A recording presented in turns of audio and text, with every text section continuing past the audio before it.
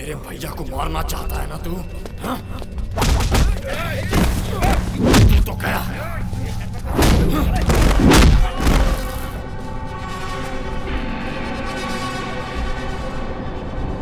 मैं तो नॉमिनेशन भरने के लिए जा रहा था। मेरा नॉमिनेशन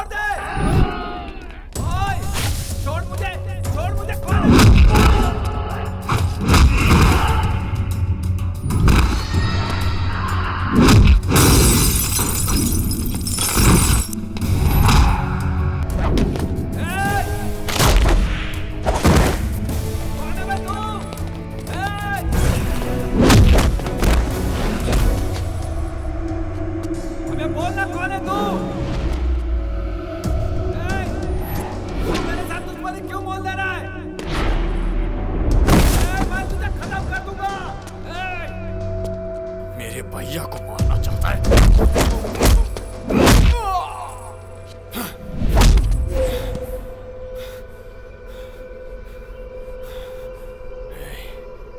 मेरे भैया को कुछ नहीं हुआ, इसलिए तुझे मार नहीं रहा हूं मैं। बच गया तू। मैं तुझे नहीं छोड़ूंगा। You are finished। मेरे भैया को मारने की सोच से ही तेरी जिंदगी उल्टी लटक गई है और तुम मुझे धमकी दे रहा है।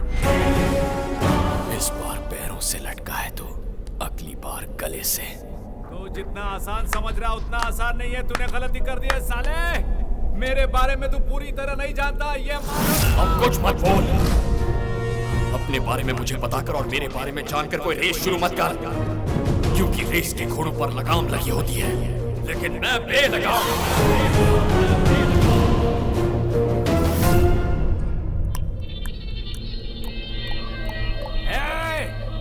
मैं हूँ माधव शिवा रेड्डी। क्या यार, Madhav Shiva Reddy? Nice name, Madhav Shiva Reddy. Nice meeting you mister Madhav Shiva Reddy. I am Lakshman Prasad, मगर ये नाम सुनते ही मेरा दिमाग घूम जाता है। कॉल मी लक्की। जस्ट लक्की।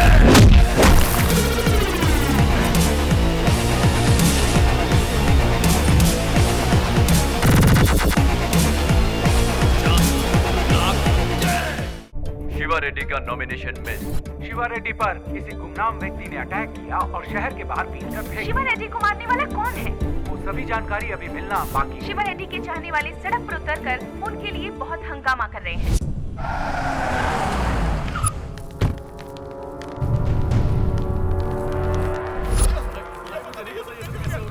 चुप हो जाओ। गुंडागर्दी करता था तो शेर की तरह जीता था। राजनीति में आया है तब राजनीति तेरे बाप की जायदाद है क्या? मंत्री बनना मेरे बेटे का सपना है और वो पूरा होगा। अगर इस शहर से तुम्हें प्यार है तो मुझे यहाँ से वापस भेज दो, नहीं तो यहाँ भूचाल आ जाएगा। आज ही एक की बलि चढ़ा कर आया और दूसरी बलि यहाँ चढ़ेगी। मेरे बेटे पर हाथ उठाने वाले को ढूंढो। कौन था वो ससुर का नाती?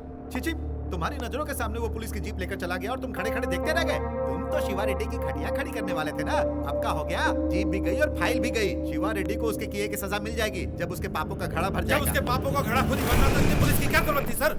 आप मैं पूरा पुलिस डिपार्टमेंट जाकर मंदिर में भजन करते हैं। चलिए। बेवकूफों जैसी बात करते हैं। नहीं छोड़ूंगा सर।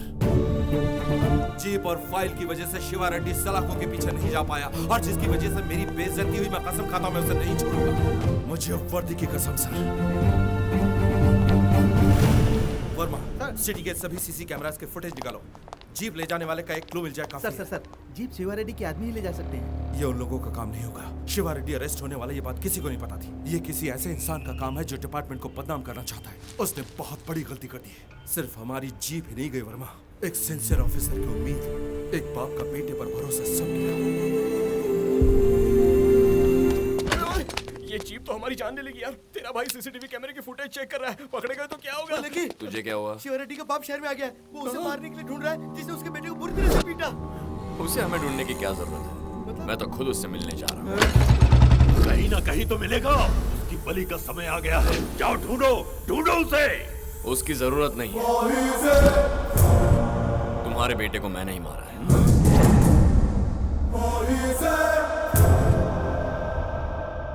सोचा आपसे आकर बात करूं।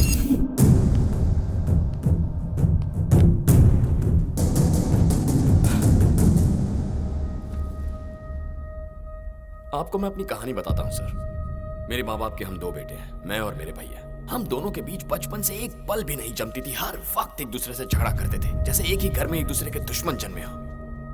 एक रोज झगड़ा थोड़ा सा पर्सनल तो उसने मेरे प्यार को तोड़ने की कोशिश की। बर्दाश्त नहीं कर पाया, मेंटल हो गया सर।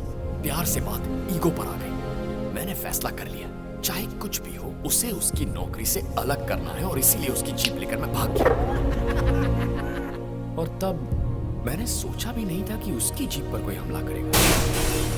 किसने किया, क्यों किया, कुछ समझ में नहीं आ रहा था सर। लेकिन बचने के बाद पता चला कि वो मुझे नहीं बल्कि मेरे भैया को मारने के लिए आए। मेरे भैया को मारने के लिए आए थे। फिर क्या सर, मेरा माइंड पूरी तरह ब्लैंक हो गया। मेरा ब्लड कितने 1000 किलोमीटर की स्पीड से दौड़ रहा था मुझे खुद नहीं पता। उस वक्त भैया पर जो गुस्सा था, उनसे बदला लेना था, ये कुछ समझ में नहीं आ रहा था। बस एक चीज दिमाग में बैठ गई कि जिसने भैया को मारने की कोशिश की उसे खत्म कर दिया। जीप पर जिन्होंने हमला किया उन्हें मैंने बेरहमी से पीटा, लेकिन उन्हें मैंने मौत नहीं दी। और इतना सब हो जाने के बाद मुझे एक छोटा सा डाउट आया। मेरी तो भैया से बनती नहीं थी, तो मैंने ऐसा रिएक्ट किया क्यों? मैं आपके बेटे को मारने वाला था। अजीब बात है। पता है क्यों? हमारे खून के अंदर मैजिक ही कुछ और है। इतने दिनों से मेरी और भैया की बनती क्यों नहीं, बनती क्यों नहीं, बनती क्यों नहीं, यही सोचता था मैं। हम दोनों की कब की बन गई थी सर। हमारे बीच जो झगड़े हुए वही हमारा प्यार है। आपको मैं ये सब इसलिए बता रहा हूं ताकि आप मेरे बारे में अच्छी तरह जान सकें। इन सारे झगड़ों को यही रोक दीजिए। आप मुझे, मेरे भैया को या मेरी फैमिली को तंग मत कीजिए। नो सर, मैं कोई वार्निंग देने नहीं आया हूं। बस इतना कहने आया हूं कि हम सब खुश रहें। ओके, अब यही बात अगर मैं आपके बेटे से कहूं तो उसे कुछ समझ में नहीं आएगा। अभी गुस्से में होगा ना, पर आपको बेटे के पिटने का दुख है ना, आप समझ जाएंगे। अक्सर जो इंसान गुस्से के बजाय दुख में होता है ना, वो बातों को बेटर समझ पाता है। रोक दीजिए अब ये सब, अपने बेटे को समझाइए। चलता हूं।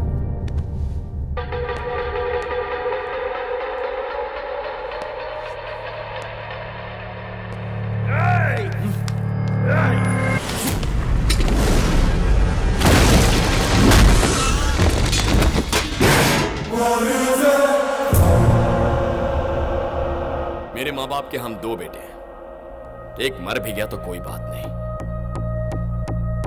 आपके पास सिर्फ एक है। उम्मीद करता हूं आप समझ गए।